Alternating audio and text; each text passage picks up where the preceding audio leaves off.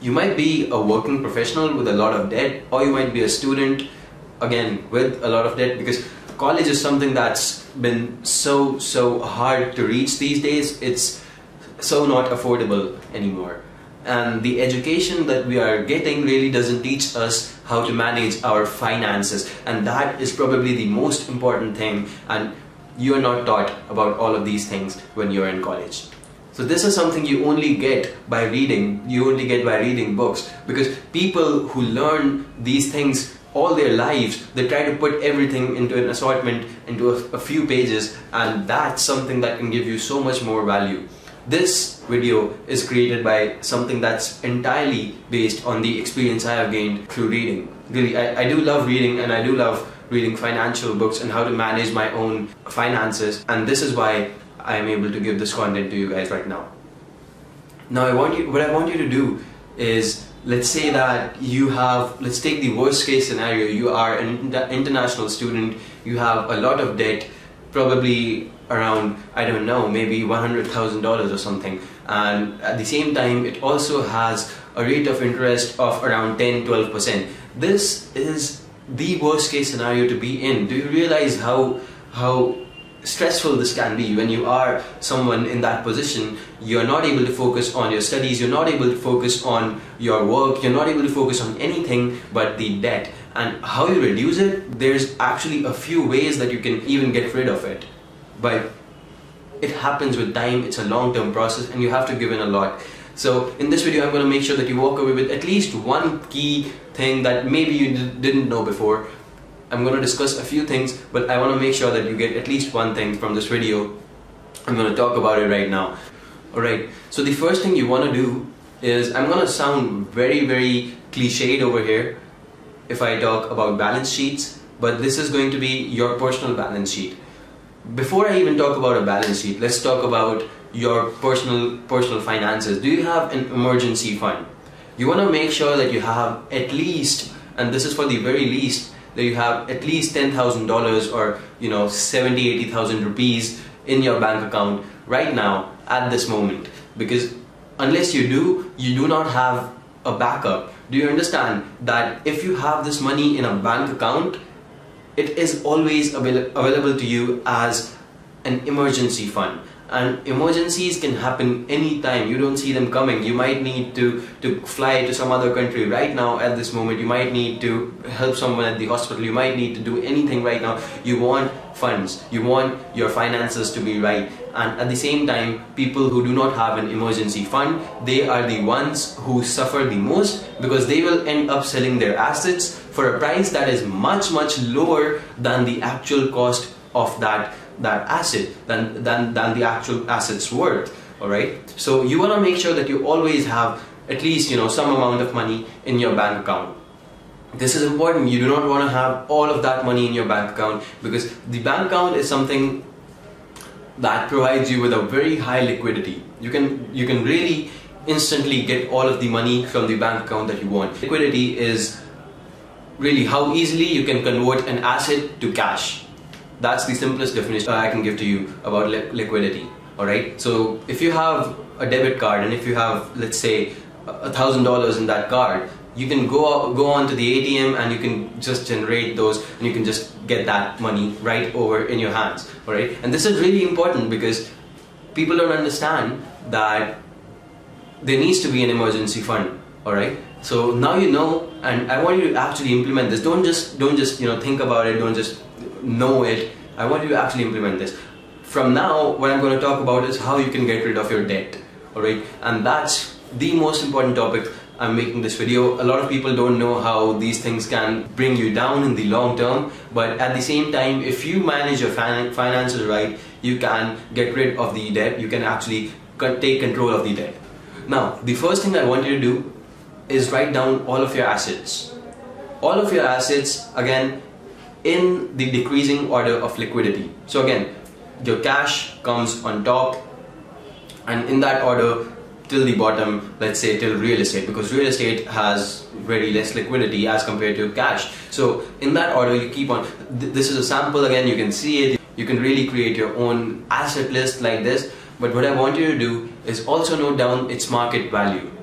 at this time, right now. Then I want you to write down how much it is going to be worth later next year. So the annual growth, again, just the percentage will do over here, but you know now that this was, let's say a stock is giving you on an average of 10% per year, then you should note it down. Same with the bonds and whatever you do with your finances. Again, your bank account might just give you 5-6%, but it really depends on where you're investing your money, how your money is being invested. Like I said, an emergency fund might not give you a lot of money back on your investment, but at the same time, you can also have assets in terms of stocks, in terms of real estate, in terms of really debt. A lot of these things, you can have them, and really they help in accentuating your personal growth. Okay, so you list down your assets, you list down the annual growth, you list down all of these qualities, and next let's move on to the list of liabilities. Now you want to note down all of your liabilities. For instance, credit cards. Credit cards are a huge liability because you are ending up paying about 15 to 18% on a single credit card. So if you buy a t-shirt for, let's say, $50, a sweater for $50, let's say, then you might end up paying about $59 or $60 at the end of the year. So it's really boiling down to how much you manage your finances, and what you want to do is list them down in the decreasing order of the rate of interest. So credit cards really do come on the top. Next, you have any kind of loans you might have. So the loans are really, let's say, around 6 to 10%, sometimes 11-12%. And that's again something you want to note down below the credit card. And finally, you might have some mortgages. Really, there can be a lot more of these. It depends on your situation, on your scenario. You want to note down your liabilities in the decreasing order of their rate of interest. That's the point over here. Now that you have these things written down, you have your assets written down, you have your liabilities written down. Now our aim is, see, some of your assets are growing at 2%, some of your assets are growing at 5%, and some of your liabilities are taking you down by a rate of 18%. So what do you think we should really do about this? We want to make sure that the liabilities which have the highest rate of interest are really put away. Alright, we don't want them on our profile anymore. Maybe the low interest liabilities, we can still have them, but as compared to them, the liabilities which are costing you so much, you want to remove them first. Alright, this is our main aim. So the 18% thing, I want it gone right now, and maybe even the 10% if I can afford it. Now, how do I do that? How do I make that go away? Of course, I don't have money, sitting around. Now is the time you actually think about your assets. You want your assets to actually take away these liabilities, alright? So you want to hit them as hard as possible with your assets. Let's see. Some of your money, let's say, I'm not talking about the emergency fund, by the way. Some of your money is sitting around in a bond which is producing at a rate of 6% per annum, let's say. And at the same time, you have this personal loan which is taking you down by the rate of 10% per annum. So of course, you can see that there's a minus 4% per annum rate of interest that you're giving away just for free.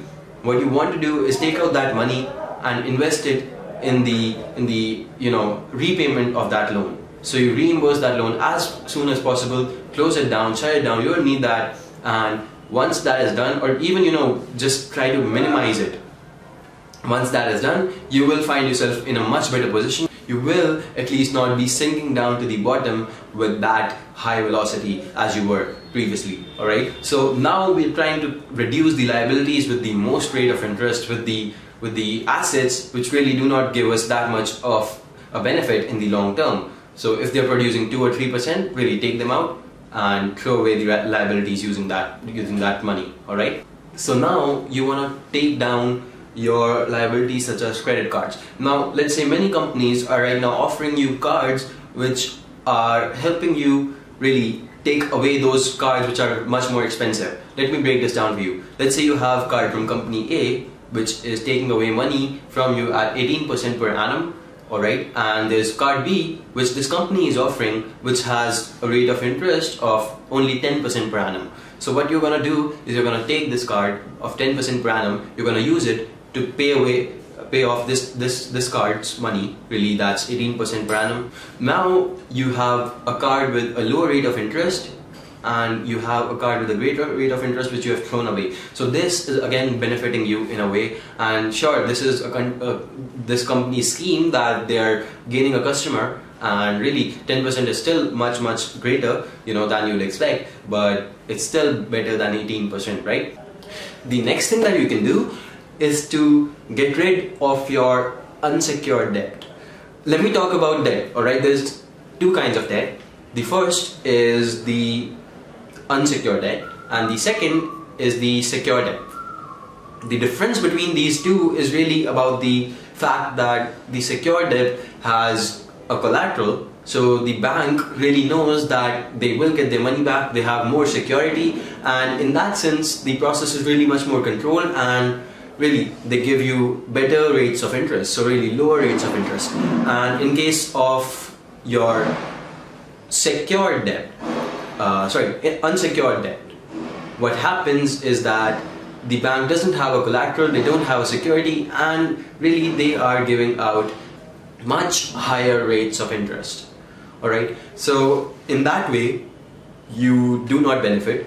And really, if you find that you have some kind of real estate, some kind of a property, really anything, it could be really anything, could be a jewelry, could be anything, but at this point of time that you do not need that thing, or you can't put it up as collateral, that's what you should do. You want to convert your unsecured debt into your secured debt, and on the basis of that you will have much better rates of interest, and really eventually your loan is going to be something that you can pay off very easily.